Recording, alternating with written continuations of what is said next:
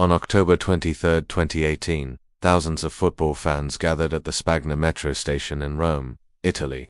These supporters were there to cheer on their team, AS Roma, as they took on their rivals, SS Lazio of course. Thousands of other fans had the same idea, creating one of the largest crowds ever seen in Rome. But what started off as an exciting game soon became a terrifying night for one group of fans. After the final whistle blew, signaling the end of the match, all of these fans headed for the same exit, trying to make their way home. One of the main routes out of the station was via an escalator, but this turned into a nightmare when the weight of the crowd caused it to malfunction. In just 30 seconds, the number of people on the escalator went from 50 to nearly 150, and if that wasn't bad enough, it started moving faster and faster until the motor burned out completely. So how did this happen? Why didn't anyone stop the people from riding the escalator? And most importantly, how did the motor burn out? Well, to understand this, we first need to know how escalators work, and specifically, we're going to be looking at the escalator located at the Spagna metro station. This particular escalator is considered to be one of the most dangerous ones in the entire world. It has a total of 178 steps, a width of 1.5 meters and a length of 26 meters. Its function is pretty simple. A powerful motor turns a set of gears. This, in turn, rotates a large sprocket. Then, as the sprocket rotates, it drags a chain up a series of ramps. But instead of one continuous chain, the chain is made up of many smaller sections, each attached to a step. As the chain moves upwards, the steps are raised, and once they reach the top, they are released. They then drop back down, ready to pick up more passengers.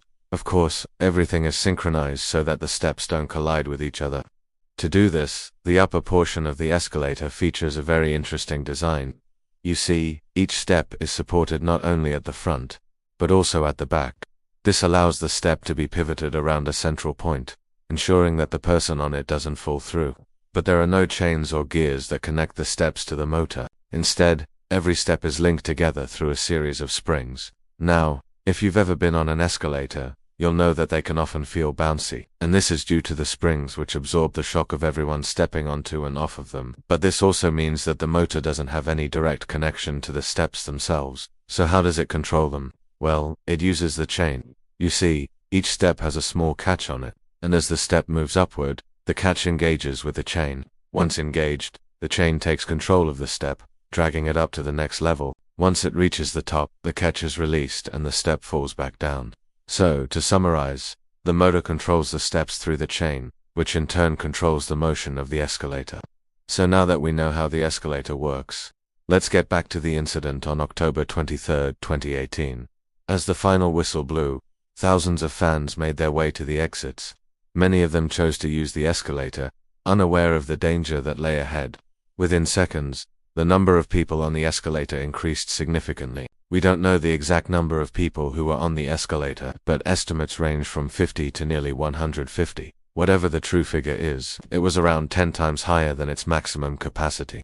From the moment the incident began, the motor had to work overtime to keep the escalator running. To do this, it applied a torque to the shaft in the opposite direction.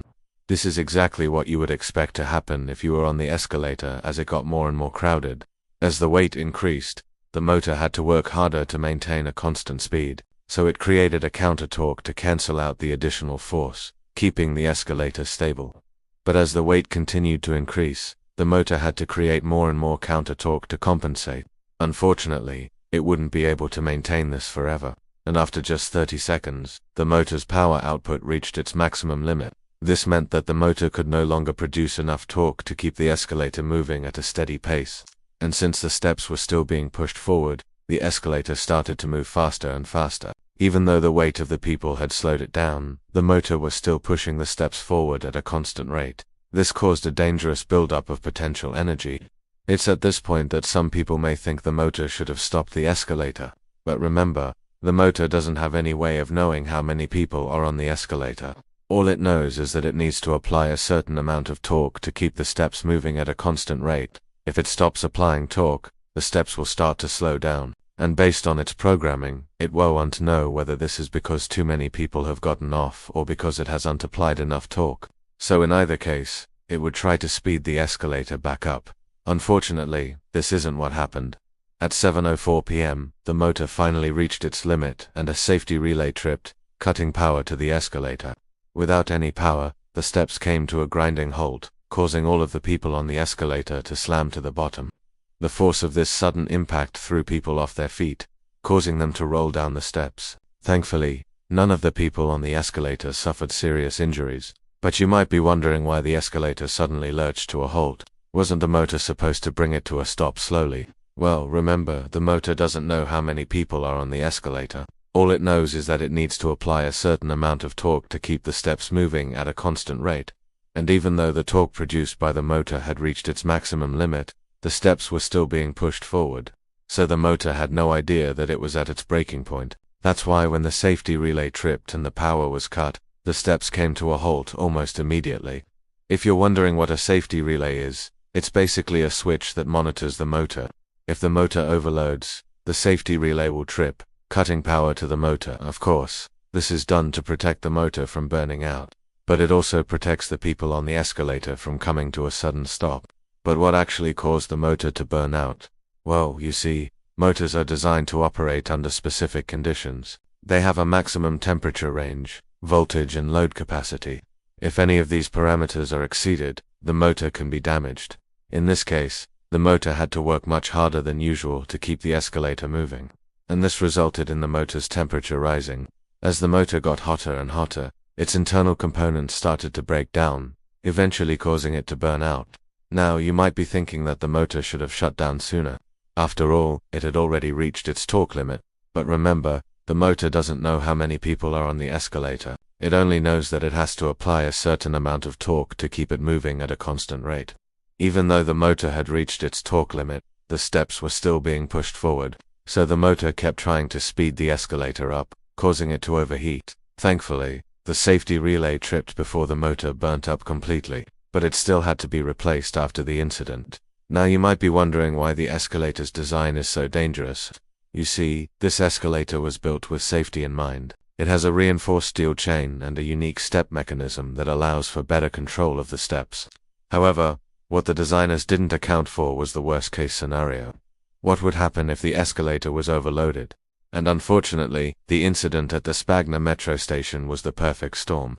You had a large number of people trying to use the escalator at the same time, a football match that had just ended, and a system that didn't know how many people were on it.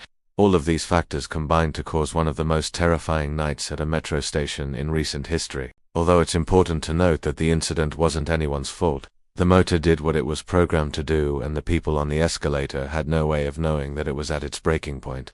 However, the incident highlights the importance of designing systems that can handle the worst-case scenario. You never know when an emergency situation may arise, and it's important to be prepared. Overall, the incident was a scary reminder that even the most mundane things can turn dangerous if we're not careful. Hopefully this video has helped you to better understand how escalators work and the importance of designing systems for the worst-case scenario. And if you liked this video, please leave a like and subscribe for more. Thanks for watching.